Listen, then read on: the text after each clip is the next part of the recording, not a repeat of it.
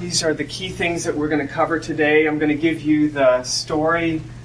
We realize it's been about 8 or 10 years that we've been looking at questions in terms of geographic variation. So I'm going to tell you how we got to this particular project. And then Sara is going to talk about the methods and results of this study, and then I'll take it from there in terms of conclusions. This is just reminding us how important it is to try to prevent work injuries. We have, I think most of the people in this room know that we've got a lot of non-fatal injuries. You know, recent count is about 1 million workers with kind of lost time claim type injuries. The economic costs for Canada are large. Something you might not know when they try to come up with estimated rates of occupational injuries and compare it to some of the OECD countries, European countries, we don't come out so well. So there's room for improvement, even though if you've been noticing over the past 10 or 15 years in Ontario, we've got lost time claims going down. So do other countries. And this is Massachusetts, and this is lost time claims for 16 to 17-year-olds, young workers. And Brooks and Tish Davis basically took U.S. Census data to each county to get the denominators of the number of 16 to 17-year-olds working in each county. And they also had the claims files, and then that was the numerator. And this was really striking, right? This is the counties in the highest quartile in terms of claim rates. And they're really concentrated there in the northeast of Massachusetts. And they anecdotally, in their discussion, said, our best guess in terms of why it's so concentrated here is this is where a lot of manufacturing occurs in Massachusetts, and there might be socioeconomic indicators that's where some of the lowest education levels are in Massachusetts. So that to me was intriguing. Geographic variation at a state level. And this is more recent. This is a study by Neff, and he looked with the information available through OSHA on lost workday injury and illness, again, at the county level across the U.S. And just at a descriptive level, well, sure enough, there is variation from county to county across the U.S., with the darker colors indicating higher, basically, lost time claims. And so that's my first point, to try to convince you, yes, there is geographic variation at not only provincial, state level, but at the regional level here. And so, of course, I had to find out what's the case in Ontario, right? And this is focused on young workers, 15 to 24-year-olds. And we took the Census Divisions as our regional level, our sub-provincial unit of analysis. Because a lot of times, this is not, a hard and fast rule, but a lot of times you've got some kind of county level or municipal level aggregation when you're talking about a unit like the Census Division. And so at a descriptive level, we found that there were some counties that had higher rates than other counties. You had the dark ones anywhere from 4 to 4.5 lost time claims per 100 15 to 24-year-old workers, all the way down to the lightest, about 1.8 to 2.4. Okay, so variation, not as neatly compacted as the Massachusetts slide, but we're seeing variation. And then what we also did was look at regional correlates. And so at the Census Division level, we can pull from the census data various indicators of social deprivation, material deprivation, socioeconomic indicators like what's the percent of people with high school education? What's the percent of people who've moved within the last 5 years in this particular census division.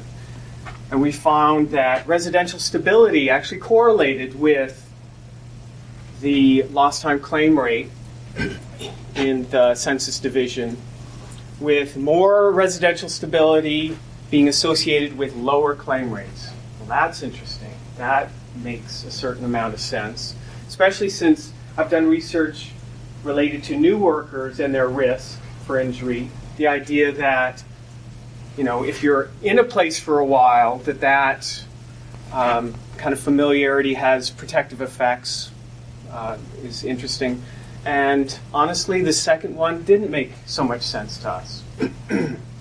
That the percent of small workplaces in the census division was inversely associated with claim rates. So that meant the more small workplaces, I think it was less than 50 workers on average in a firm, the greater the number of census divisions, the lower the claim rates. Well, from what we know of the literature on small businesses, if anything, they're supposed to have higher injury rates. And so that flagged some of the limitations of aggregated data. Okay, so that's one of the things that led to the present study. Something that makes sense in terms of what we saw in Ontario, aggregated data, and something that didn't make so much sense.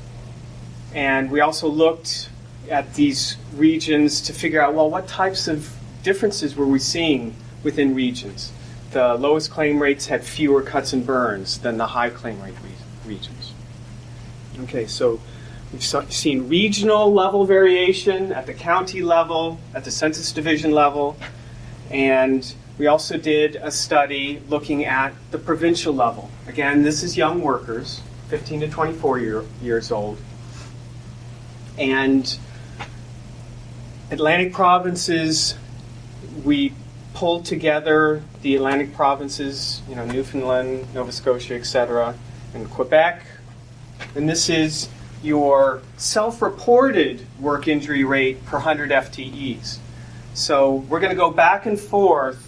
So we'll try to keep you on track in terms of whether we're talking about lost time claims or self-report. This slide is on self-reported work injury. And the study that Sarah's going to talk about, those results are self-reported. That's really helpful in terms of cross-provincial differences, right? If we were talking about lost time claims, there's a whole bunch of difference in claim practices, claim definitions. This is self-report. Okay, so we're more confident that we're comparing apples with apples when it comes to Ontario and Saskatchewan.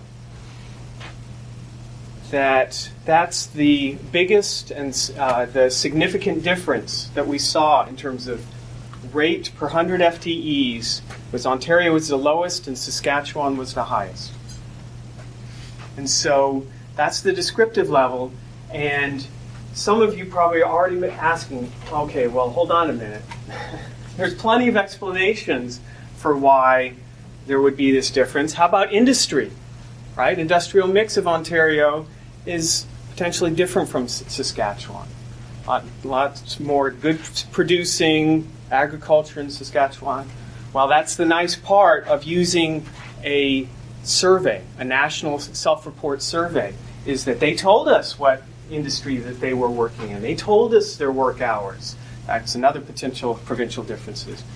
We controlled for most any demographic, main traditional demographic information that you can think of, work variables you can think of. We still saw a significant difference between Ontario and Saskatchewan, which implies that a 15 to 24-year-old service sector worker in Ontario had a lower risk of injury than a comparable 15 to 24-year-old service sector worker in Saskatchewan. And again, so this is now a different level. At the provincial level, we're seeing geographic variation. And so the natural question that led to, again, this research is, okay, well, that's true for 15 to 24-year-olds. Is it true for other ages? And so borrowing from Terry Sullivan had a nice conceptual framework for the multiple levels of influences on workplace injury. And so this is a graphic of that.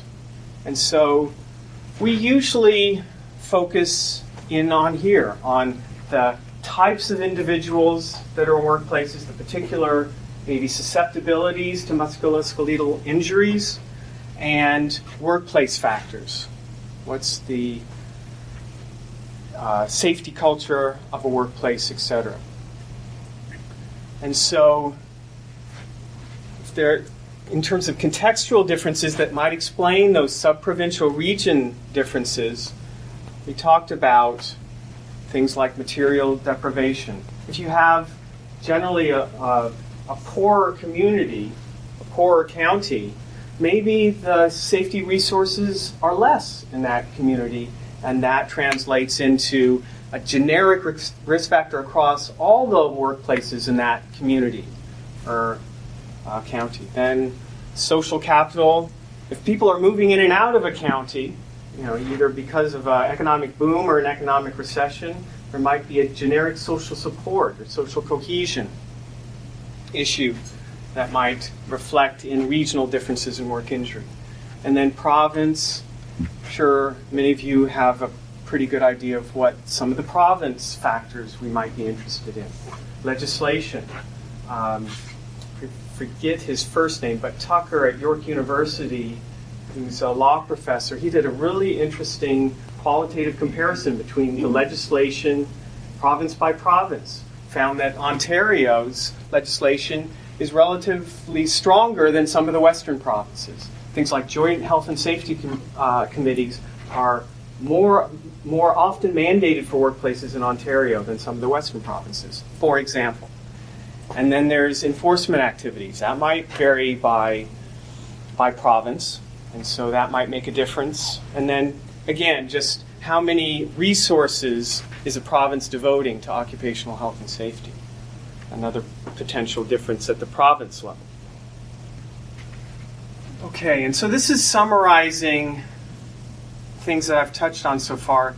There's the idea of compositional differences that might be driving some of the geographic variation that we were observing. And so could it be that you've got different workers in different provinces? Perfectly reasonable hypothesis. Ontario has a different ethnic cultural mix than Saskatchewan. And so you'd want some kind of data that would allow you to control for something like that. We already talked about industrial mix as a potential compositional factor that would drive provincial work injury rates. And so if we can control for these compositional factors, then we can take a look more clearly, do we have any contextual factors operating? Right? Those kind of occupational health and safety legislation, enforcement, etc.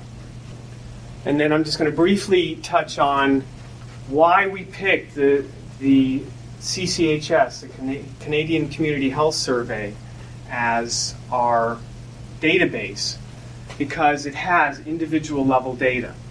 There was, remember I told you about that kind of anomalous finding when it came to Ontario lost time claims rates, and why would small workplaces show lower claims rates? We can circumvent the ecological fallacy, that tendency for aggregated data sometimes to show a different pattern of findings than if you actually had the individual level data. Already talked about the self-report of work injury really circumvents the problems you would have with claims data. Since you've got individual respondents reporting both their work injury and where they're working, how much they're working, etc., makes it much cleaner estimating the population at risk. And then since we were looking to evaluate multiple levels of influence, we wanted statistical models that would reflect that. So in a nutshell, we're looking at provincial variation and this sub-provincial area level variation in workers and the risk of work injury. That was the main study objective. I'm going to take you guys through the methods and results, and then I'll give it back to Curtis. So for the current study, we used data from Statistics Canada's Canadian Community Health Survey, and we used 2 cycles of this survey, the 2003 and 2005 cycle. And the CCHS, the Canadian Community Health Survey, is an ongoing cross-sectional survey of household residents in Canada with some exclusions. And the overall person response rate across these 2 cycles was 92%. And for our analysis, we restricted our sample to those 15 to 75 who said they worked in the last 12 months. So we did a multi-level analysis, and in our model at level 1, we have the individual level predictors. So these are the respondents. And we included a range of sociodemographic characteristics that have been shown over many years to be important when looking at work injuries, and a number of work characteristics. And I'll show you the full list on the next slide. So here you have the full list. So you see all the traditional sociodemographic characteristics that you usually see: age, gender, education, and then we also included things like immigration status, whether the person lived in a rural or urban area, their ability to converse in English or French. And then on the right you have the work characteristics, all the common traditional ones that you would see, in addition to other things such as work stress, whether they worked in manual and non-manual jobs. And then in our multi-level model at level 2, you have the area level predictors. So these are the material and social deprivation factors gathered at the Census Division.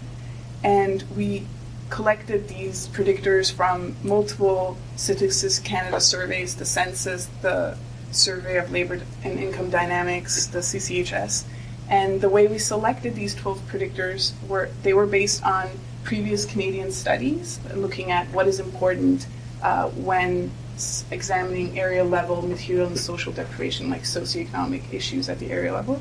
And I'll show you these predictors on the next slide. But because there were 12, we needed to reduce the number, and to avoid collinearity, we did a principal component analysis, which then revealed 3 factors to us. So they loaded onto 3 factors, and then we included these 3 factors in our model as predictors. And we also included province as a dummy-coded variable in our model. So here you have the 12 predictors, which are reflective of the material and social deprivation of the area. And as you can see, they loaded onto 3 factors. The bolding indicates the 3 factors. So some of the things, I'll show you on the next slide, some of the ways that you can understand these 3 factors. We actually had a geographic social researcher on our team which helped us make sense of what these 3 factors might mean. Factor 1 appeared to reflect the socioeconomic status of the area, so say the education of the workers in that area. Factor 2 appeared to reflect the labor market status in the area, so the percentage of unemployment or the economic growth in that area. And factor 3 appeared to reflect the characteristics of the workplaces in that area, so small businesses or unions. Now looking at our outcome variable, we defined our outcome variable as self-reported medically attended work injuries. So respondents were asked, have you been injured in the last 12 months? And then they were asked where that injury occurred, and we selected those respondents who said in the workplace, and then whether they had received medical attention for their injuries. And we are only looking at acute work injuries here, so we excluded RSIs. For our analysis, we did a multi-level logistic regression analysis, and that's because our data is spatially nested, so individuals are nested within provinces. And we used MLWin. This program is very useful for multi-level analysis. And we used a Markov chain Monte Carlo estimation method for our analysis. And we also included at level 2 a random effect model to account for something that's called spatial dependence, which is very neat. It's when a census division is correlated to their neighboring areas because of like unforeseen conditions that we don't necessarily know about, but this random effect model, this random effect term is able to account for that possible correlation. can I just make one Yeah, point? sure. You know, that should actually read area level. Level 2 is area level, not province. Province was dummy coded. So here are our results for the sociodemographic characteristics that were associated with work injury. I'm only showing you the significant associations, and this is from our fully adjusted model, so it's been adjusted for all other covariates in the model. And I'll summarize these on a slide that is much clearer than this. And these are the work characteristics that were associated with work injury, again adjusted for all other variables. Basically, our results are mostly as you would expect. So men had a higher risk than women. Those under 54 years old had a higher risk than those over. White respondents had a higher risk than visible minorities. Canadian-born respondents had a higher risk than recent immigrants to Canada. And looking at work characteristics, full-time workers had a higher risk than part-time workers. Those in high and medium work stress had a higher risk than those with low work stress. Self-employed respondents had a higher risk. And those in manual and mixed manual jobs had a higher risk than non-manual, actually more than 3 times risk. And the retail trade had the higher risk than all other industries, and we think this might be because of the threshold we set our work injuries at, which is that they were medically attended, and this is a relatively low threshold. So now we're looking at the Census Division predictors, the material and social deprivation factors, and as you can see, we actually found that none of the factors which represent the material and social deprivation predictors were significantly associated with work injury. But when we come to province, you have the Atlantic provinces aggregated here. You can see that Saskatchewan, Alberta, and British Columbia are significantly at a higher risk than workers in Ontario. So 30% to 46% higher risk. And Curtis is going to talk about some of the conclusions we can draw from that and future directions. So this too is adjusted for all those demographic and work-related factors you saw earlier. The story, at least when we have individual level data across Canada, it looks like the level of the provincial level seemed to show significant geographic variation. And when it came to area level, there might have been variation, but we couldn't find any predictors of that variation at the Census Division level. And so that basically, controlling for all those compositional differences, potential compositional differences, we still showed some kinds of what we think are potential contextual level differences by province. And we saw it, Western provinces being different from Ontario. That's another, potential piece of the puzzle in terms of where to explore what contextual factors might be operating. Okay, and so with that in mind, that we didn't see so much on the area level, but at the provincial level, nevertheless, at a descriptive level, at kind of a policy or applied level, even knowing where the subprovincial hotspots are is potentially of interest, even if we can't find a particular correlates to it. And so that's something useful and ongoing, kind of in general, the idea of monitoring and surveillance, use of these surveys for monitoring and surveillance of injuries, not just relying on lost time claims. The other thing about national surveys that include work injuries that might be useful is in terms of prevention efforts, or somehow evaluating, at least to some extent, prevention efforts at the systems level, at the provincial systems level. Because if you've got one province that's made some kind of big initiative, then it could be worth tracking as a benchmark some other province that hasn't made a big initiative in that time frame. And so to me at the strategic level, that's one of the things I want to put out to the Ontario Occupational Health and safety system, is that there's Statistics Canada does collect some data that could supplement current monitoring and surveillance of occupational health and safety.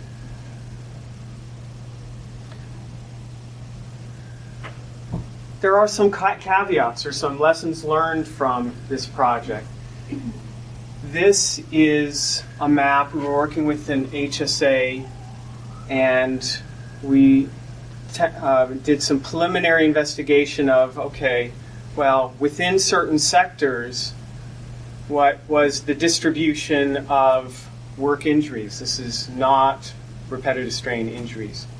And I actually presented, and before I showed this slide, I wish I'd done that with this group. Before I showed this slide, I said, where do you think the most work injuries are in Ontario in these sectors? And they didn't know.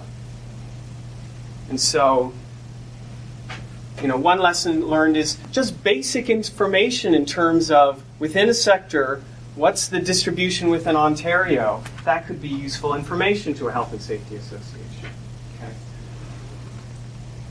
The thing that we tried to do is come up with some of the detailed demographic or work correlates by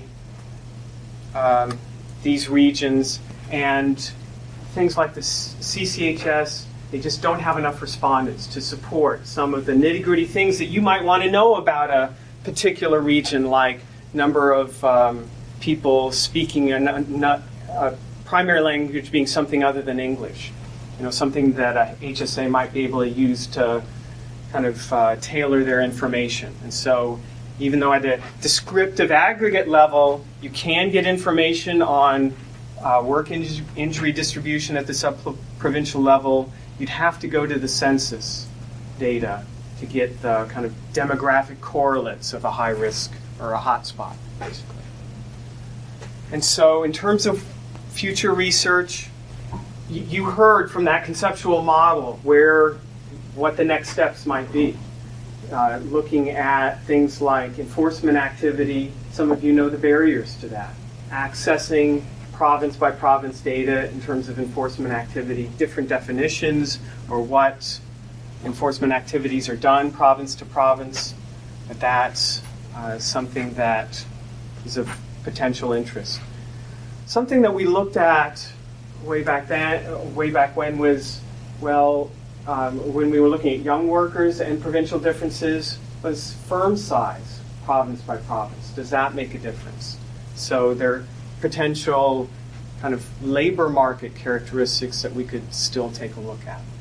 And then the idea that, for instance, Western provinces in that time period, there was a real oil boom, and whether that somehow got reflected in what the provincial differences that we saw, because we weren't looking at kind of growths or trends, we were looking at a snapshot. And so those are kind of potential next steps, but recognizing the barriers with looking more at the explanations.